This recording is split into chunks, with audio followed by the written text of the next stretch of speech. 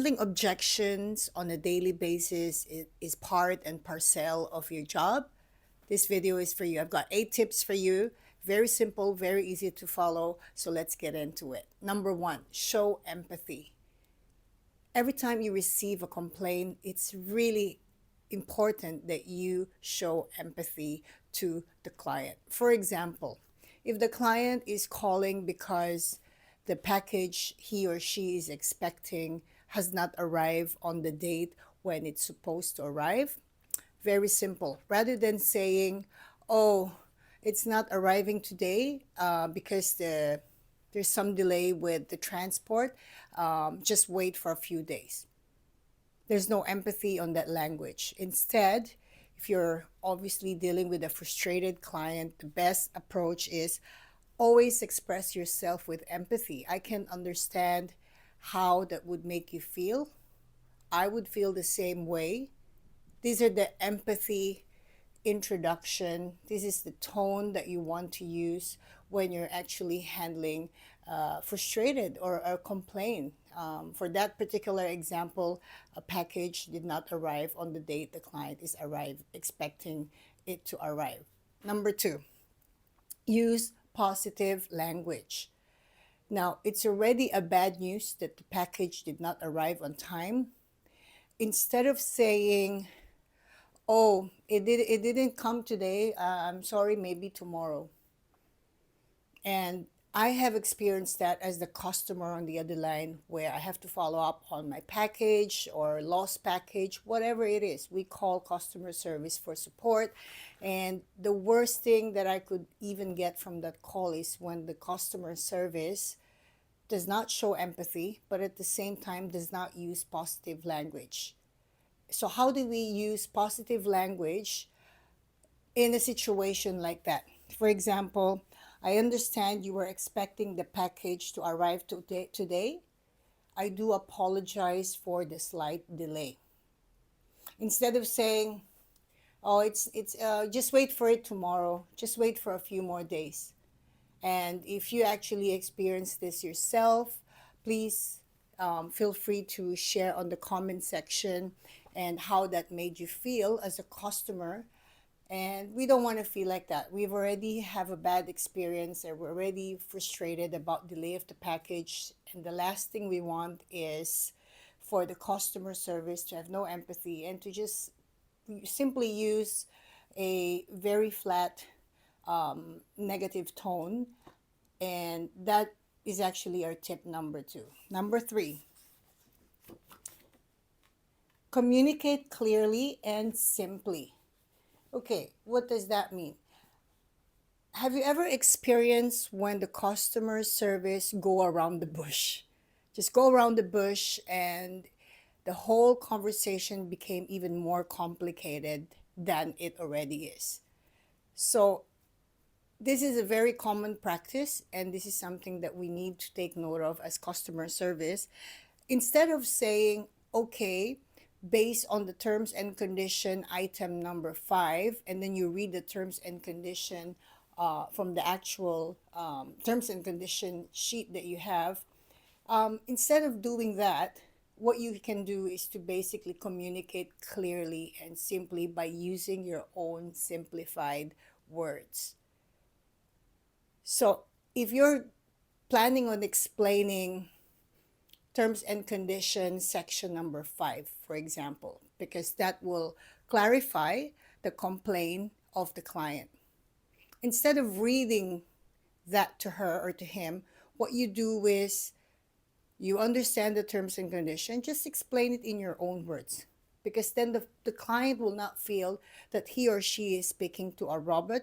And the worst feeling as well for a frustrated client is when that the customer service is reading something to them that they can also read themselves. You know, we also probably have felt that way too. It's like, yeah, you don't need to, I didn't call for you to read me the terms and conditions, but please handle my frustration and my emotion and my negative feeling at that point. So again, communicate clearly and simply.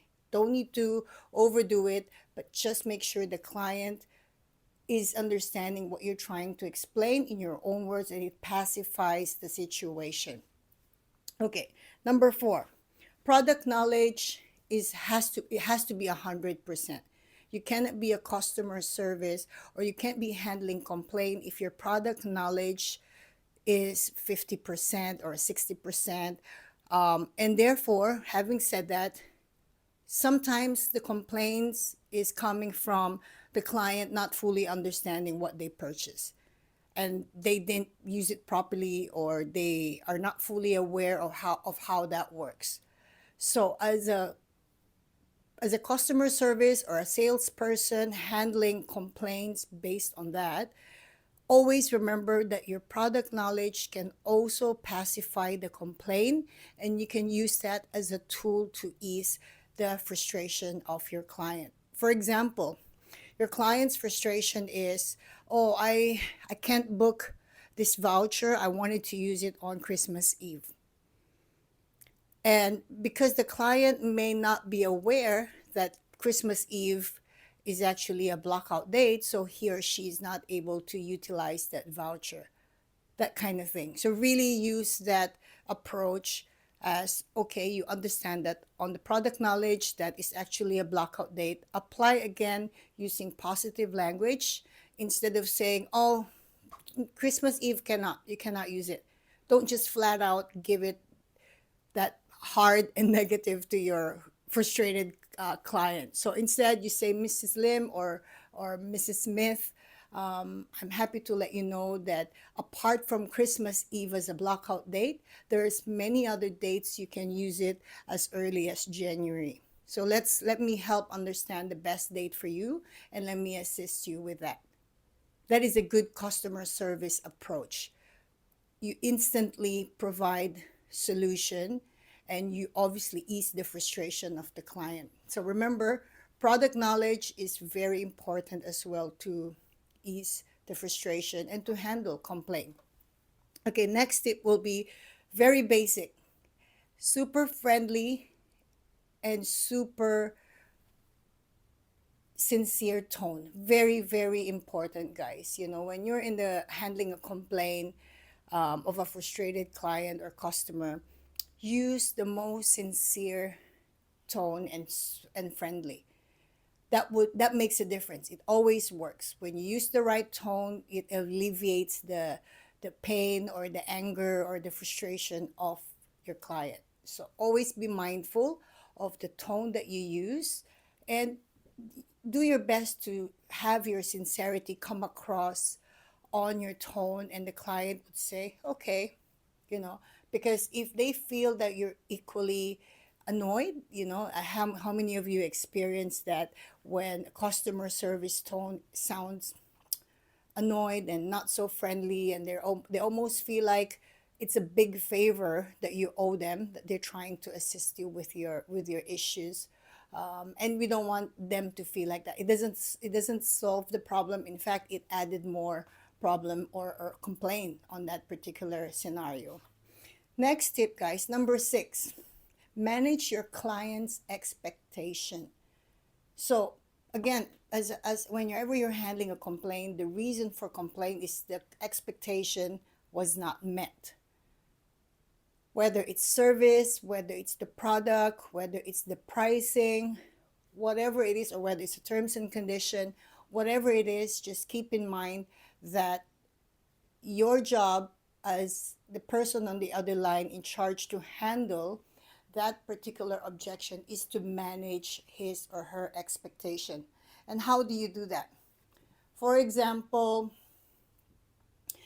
the delay in the package, right? As my first example earlier. What you can do is you exercise all the points I've mentioned: the empathy, the positive communication, the being clear and simplified, and being friendly and using the right tone. Now you're actually managing your client's expectation. And to do that, you want to set a realistic date for the actual delivery of the package. So you're basically creating one sentence with all the elements that I'm giving you right now, starting from the tone, to the empathy, to the clear communication, to providing solution, and to managing expectation. So rather than saying, you just wait for a few more days, you know better, more or less, what you can do to expedite the issue so the complaint can be resolved as soon as possible. And at the same time, you want the customer to put the phone down feeling great about being able to speak to a customer service or being able to speak to a salesperson who's in charge with resolving the issue or escalating or reporting the issue for that matter. Now, tip number 7 is ABO.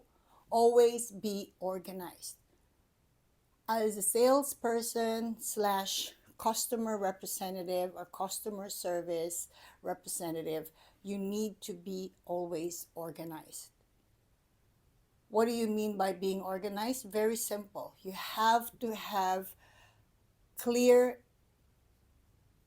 logging of details of the note in the system, whether it's a request, whether it's a refund request, whether it's an escalated issue, whatever notes you have to indicate on that particular issue, you need to make sure that it's logged properly, and so nothing will be missed, nothing will be overlooked, because if there's another issue that will be overlooked, then it will again lead to a bigger problem, which is a complaint on another level. So you don't want to do that. Your job is to minimize the complaint, alleviate the anger and the frustration, and be the solution giver to your client. And then for the final tip, guys, go extra mile, and make them feel that you would go extra mile. For instance, for the delayed package, you can set the tone by saying, Mrs. Lim, I'm sorry for your frustration. I can